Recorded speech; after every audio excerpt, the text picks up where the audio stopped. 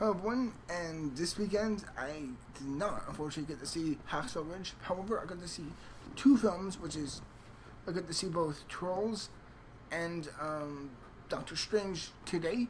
Today I'm going to give you my review of Doctor Strange. Tomorrow I'll have my review for you guys of the movie Trolls. So essentially, Doctor Strange. No.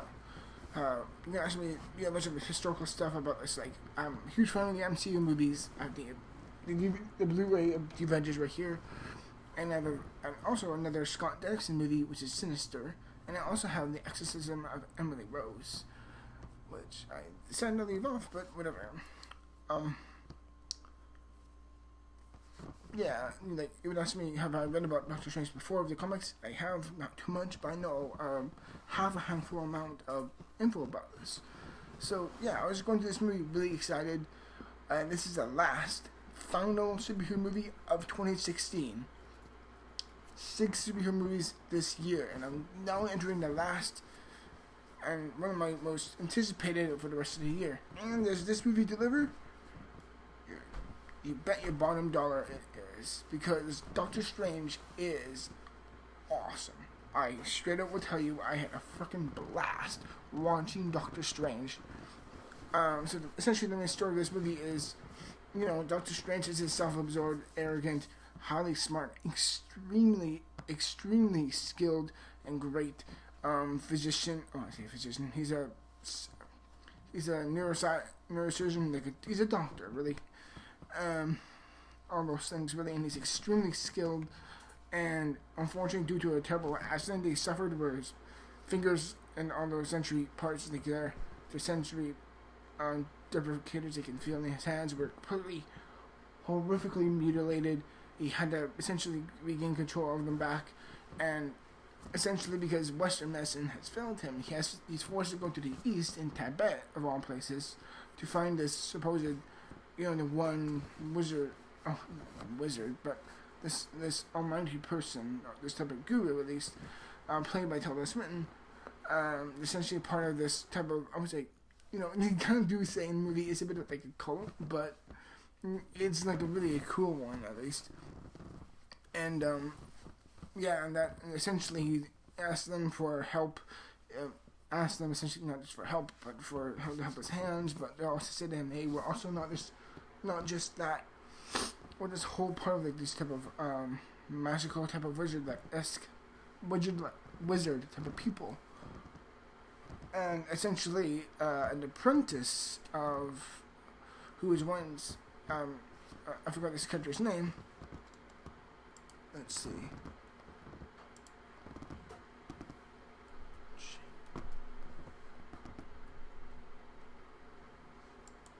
I'm just checking it out. Shit, I've forgotten. Dr. Mads Mikkelsen's character, but this character played by Mads Mikkelsen in the movie. I'm sorry about the sound. My heater keeps going on and off. This apprentice he essentially left the group because he felt like he was above them, and he wanted to explore more unknown and more esoteric, more unique type of stuff, type of wizard type of material that they forbid him to know. And essentially he's trying to come back and try to start this fight, like this kind of revolt against each other, like so. And that's the main story. It's a bit I wouldn't say convoluted, but it's simple as it is. But it's also a bit of an origin movie, giving an origin to this character, and yet trying to make it still stand among the MCU movies, but still make it seem interesting and dynamic and on its own, making it both individual and yet fit into the greater piece. And in my opinion, I love this movie. This movie, for me, this year's superhero movies is 4 out of 6. The DC movies, I don't like it. Okay, I admit, I enjoyed Suicide Squad at times. Same thing with Batman v Superman, but I think they're both deeply flawed in my view. However, Deadpool, X-Men Apocalypse, Captain America Civil War, and again, Doctor Strange are all fucking great in my opinion. I loved Doctor Strange. I cannot stress how much I love this film. Well, okay, Sinister. I think you saw my quick little review of Sinister from last year. I was fucking mortified by that film. I was so freaked out by that film. I was so personally highly disturbed, and you can tell that there's an essence of how far you can twist into this sense of this own little twisted type of world that it created in Sinister, or in the exorcism of Emily Rose, and how it kind of opens a gate in a weird way, and yet you feel kind of like after all that, you feel like it kind of just scratches the surface. Again, that's what it does in this movie. It's like as great and wonderful and vibrant as this movie is, it feels like it can go further into this. Same thing with Ant-Man, in a way, and I loved how they dealt with the more esoteric or unique stuff and how they can go into space. Oh no, it's space, but it's very, very psychedelic, strange, no pun intended, strange. I hate it when people do that, but I'm guilty of that as well. Again, this is one of the most unique, vibrant, trippy, unique movies I've seen in a long time. Maybe since Inception. I'm just trying to say that. And people have been comparing it like, I'm just going to say this. This is Marvel's Iron Man meets the visual look of Inception, and yet the weird acid trippiness of Trainspotting mixed in together. Holy hell, is it so unique. I love the cast. Everyone works their part and very, very, very greatly. I loved Rachel McAdams as a love support. She's wonderful. I kind of wish she got a little bit more, but you know what? She wasn't the main focus. She came in when she needed to be in, and you know what? I love it. I loved her character, and I loved her performance. Mads Mikkelsen, god damn it, dude, I love this actor, especially from last year of me talking about my weekly reviews of Hannibal, the TV series. Just, yeah, I love doing that. He's excellent once again. I'm great. Thankfully, he's great in this film. I loved his character. And after watching this film, I'm like, finally, thank you, Marvel, another good villain. Like, for me, there's Loki, of the movie specifically, because, you know, the TV shows have extremely great villains, like Luke Cage and Daredevil and Jessica Jones. They all have great villains. Of those, I would say Daredevil is the best villain in my opinion. I would say actually Jessica Jones. But regardless, I think for me, this villain for me, he's on par with of the MCU movies. The movies themselves, I would say he's on par with I would say Red Skull and Ultron. He's good. He's very good as a villain. I really liked him. However, I don't think none of them will ever reach that level of Loki. That charm, that coolness, that badass feeling that we got with Loki. But, you know, he still did his part, and I thought he was great, in my opinion. I love the visuals. They looked so beautiful. I love the story. Again, people will say, oh, it's a typical origin story. Yes, but my question to you is this. How far are you willing to forgive it? And how much are you willing to push that aside for your own personal overall enjoyment? Like, I could say, yeah, the story's a bit unoriginal, but how do you feel about your own experience within the film? How much of that are you willing to forgive in essence of a great film experience? And I would surely tell you, as nitpicky as this movie is at times, like I will say, it is a bit of an unoriginal story. I will fully acknowledge that, but at least they know what the MCU now knows their beats, and they know not just their own beats of what they're strong at, but they know how to continue that and improve upon that. I think they've been doing that greatly, like I said, with the villains and the story and the character beats. In my opinion, and I love it all. The action is wonderful. Again, the visuals are so strange. They're so out there. They're so trippy. I love how at times they can they would take his spiritual type of body out of him. They kind of through the chakras of his body. It's super fascinating. There's so much I want to say about this movie, but I feel like no matter what I say through this video, I will never get it all out. The best I could literally say about this movie is this. Go check it out. It's worth your money. And also, I saw this movie in 3D. I don't think it utilized 3D in a great way, but at least it actually lent to the 3D experience. I would say this: is it worth seeing in 3D? Yes, but it's not breaking any new bounds with 3D. So I'm gonna say, in terms of 3D, Doctor Strange is not great in 3D in my opinion, but it's passable. It's not like How to Train Your Dragon 2 or Avatar, where it's like you gotta see that in 3D or IMAX or whatever. It's not like that.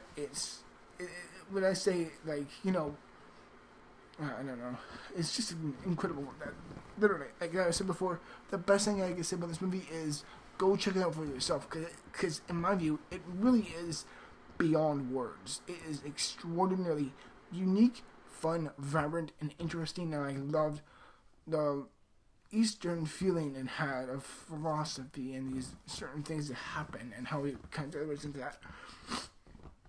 Excuse me. My favorite parts of this movie are not just the great little montages through, not just the action, but those small moments where you really do get the characters talking about the world, and yet it never feels forced or like smacked upon you.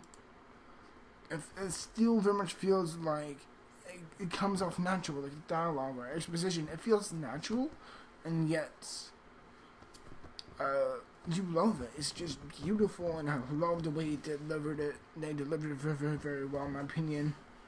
And yet, it didn't feel like they were spoon-feeding this information to you. It felt like we were exploring this world, and we were having this tour guide, this movie, telling us the stuff coming through. It's just still this, like I said before, it's hammering into you. And it never comes across like that. And for me, this is, in my view, one of the top tier best Marvel movies. It really is. Granted, I will never, like, for me, like, my top two MCU movies are and always will be Iron Man and the Avengers. Nothing in my mind can top Iron Man and Avengers. But I'm going to straight out say, shocking enough, I'm going to say this, for me, is on par with Civil War. And Civil War is within my top 5 of the year so far. It's on par. Well, I mean, it's on par with Civil War as an MCU movie, in my opinion. Is it better than that film? Or do I love it as much as that one? I would say no, but it's so much more unique, fun, and vibrant than Civil War. But, like, yeah, of MCU movies, for me at least, I would rank this among Civil War, Doctor Strange, like, for me, Doctor Strange, Civil War, Captain America, like Civil War, Captain America 3, Captain America 2, Guardians of the Galaxy. Then above that, I would say Iron Man 3, Thor 2. Then everything else is just. Then of that there would be Iron Man, first Iron Man, Avengers. Those are the top two, and that's how I would kind of order from the MCU movies right now. And then, for me, this is on, like I said, like I'm trying to say. Another one I would say of that rank is, for me, this is among, like, Captain America 2, 3, Guardians of the Galaxy, and Ant-Man. I think this movie is excellent. It's among, for me at least, it's among the top 5 best Marvel movies, top 5. And to think, Marvel has more than 10 movies now, and for me, this proves once again why I think it's the best modern movie franchise. It really is awesome. It is consistent. They're smart. It's fun. They're entertaining. They know their strengths and they know their weaknesses. It's just a great film. It proves to me once again why I think the MCU is among my favorite movie franchises of all time. Do I have any real criticism, like negatives with Doctor Strange? Now, you know, sometimes, you know, like with films, I always say, you know, replayability, or is it consistently entertaining or not? There's some slow moments, but they still feel good.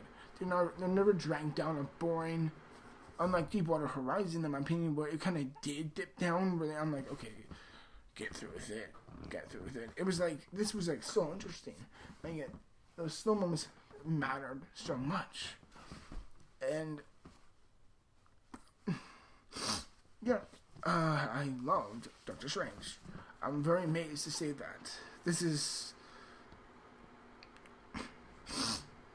I'm sorry. I have a cold right now. But in the end, yeah,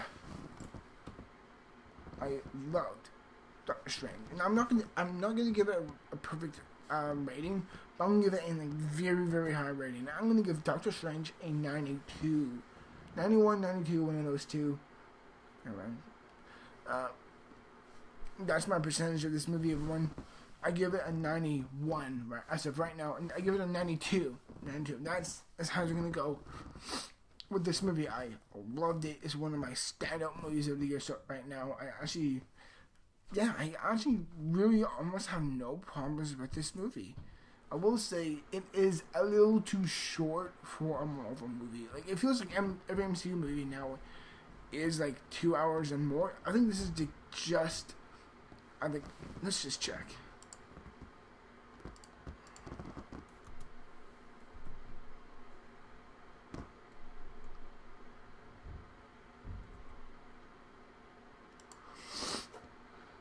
An hour 55, yeah.